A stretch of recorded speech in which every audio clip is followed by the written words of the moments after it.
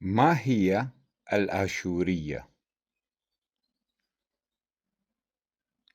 الآشورية هي حضارة عريقة نشأت في منطقة بلاد الرافدين العراق حاليا، وتمتد جذورها لآلاف السنين. تميزت بإنجازاتها الكبيرة في مجالات الإدارة والعمارة والفنون العلوم، وكانت واحدة من أقدم وأقوى الممالك في التاريخ القديم. لكن الآشورية ليست مجرد ماض تاريخي، بل هي أيضا هوية ثقافية وروحية تستمر في التأثير حتى اليوم. الآشوريون اليوم هم أبناء وبنات هذه الحضارة الذين يحافظون على لغتهم وتراثهم وتقاليدهم، ويسعون لنشر الوعي حول مساهمات أجدادهم في بناء الحضارة الإنسانية.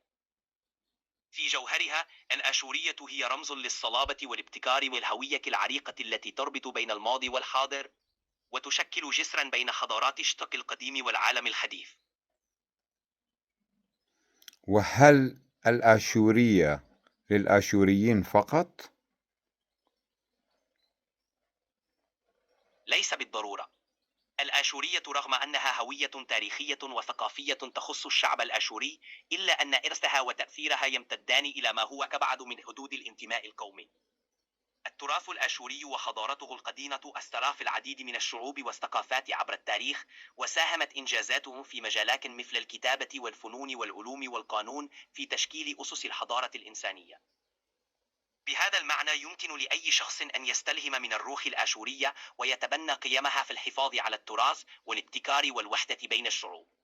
إنها ليست حكرا على الآشوريين وحدهم، بل هي جزء من الإرث الإنساني المشترك الذي يمكن للجميع أن يتعلم منه ويستفيد. وما هي الهوية الآشورية؟ الهوية الآشورية هي مزيج من التاريخ والثقافة والروح التي نشأت في منطقة بلاد الرافدين.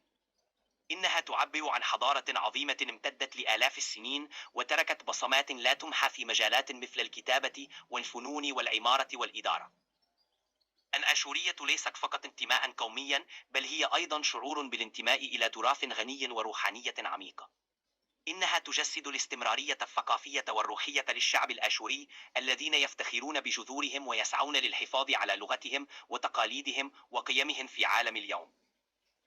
في النهاية، الهوية الآشورية تمثل روح الصمود والإبداع والتواصل بين الأزمنة، وهي إرث يمكن للجميع أن يستلهم منه في مسيرة الحياة.